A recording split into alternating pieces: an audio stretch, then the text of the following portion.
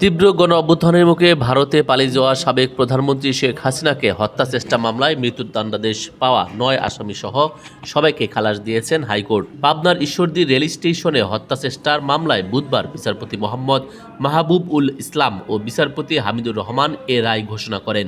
আদালতে আসামিদের পক্ষে ছিলেন ব্যারিস্টার কায়সার কামাল।